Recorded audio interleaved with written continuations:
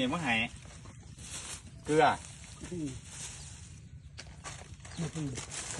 กับไข่อันนี้มีกินเป็นวะกินเป็นวะไข่ครับผมอันนี้ไข่เด้อไข่พอไงเราโบได้ยินเพราะว่าเราถึงระเบิดข้าวสมัยสงครามเดือดหูออกลังออกปาก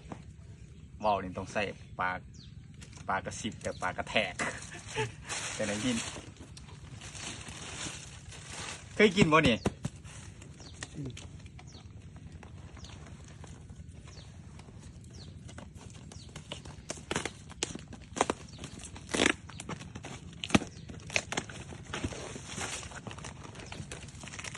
มีมันกินเจมากบ่กินเจต้มเด้อไว้ต้มซื้อมาให้เจ้านี่ให้เจ้า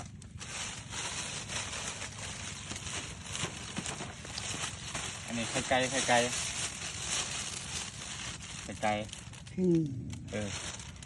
กินบ่กินเป็นบ่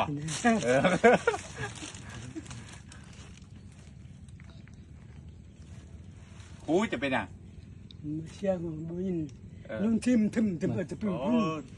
บุ่มเทมเต้าขึ้นเขาอยู่คุ้มนี่มาโซ่เสียวนี่เจ็บบุญเลยใครหกมือสักใครพอเลยมินเลยโซ่เลยบุญบันเลยวันเดียวนี้บุญมาสร้างลุ้นมาต้มปีนวิวอาจจะพุ่นเมื่อไม่พุ่นผมเชื่อมาสิ่งกันตกข้าบาอยู่ข้านามาพี่เชียยุนมาพี่อย่าไปซึมพุ่นเบิดขึ้นก็ต้องดูแต่เบิดแล้วเป็นหูนวงโมเมนต์จะมีของขังบ่เป็นแต่อายุ14 ปีมันแล้วอายุ14 ปีนี่เบิด12 ปี14นี่สมัยบุญมันเบิดโอ้ดินี่แต่กามจะยังอันนี้เนาะโอ้ของแท้ไม่เบิ่นเลยเห็นจะเบิ่นนี่เบิ่นเห็นนู่นนี่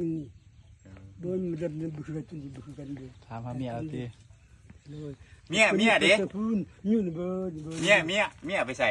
เมียป้าแล้วแต่กัน4 เดือนเนี่ย4 เดือนไอ้ได้4พึ่งป้าแล้วเอาหัวใหม่จินนี่ป้าบ้างป้าโอ้คุณความมึงแสดงว่าได้ยังของแท้เขาโตปนีได้เนี่ยพวกนี้คุณมึงพุ่นพอโตปนีนี่จะดูอะไรไม่บ้าเนาะป้าก็ยังพูดนี่บุษนอยู่ผู้เดียวอยู่ผู้เดียวคนก็อยู่เพื่อนพุ่นกันน่าอยู่เพื่อนพุ่นก็พอแล้วรู้นึงผู้ชายนี่ถ้ารู้เลยแพ้มันนี่โอ้รู้เลยโอ้กำลัง10 มือ3 มือแล้วไปมาอยู่เพื่อนกับพวกมาอยู่เพื่อนอยู่ในพื้นที่อยู่พลัสว่างเนาะพลัสว่างรู้เนี่ยมันเป็นเนาะเนี่ยมันหอมพีดิคนรู้ปั้นเอาเป็นเป็นสบายเจ้าโหแล้วไปอยู่ให้เราอยู่กับลูกเฮ้ยเขาอยู่นี่เรื่องก็จะป้าลูกชายก็ไปเมื่อสมิงพุ่นมันมาเมื่อเช้านี้ลูกาอาสุชัยมาโจมนี่มือนาเขามาพี่จันมาเบนซับมือนาเขามากินปลาเจ้าเด้อปลาบุญน้ำมันบุญได้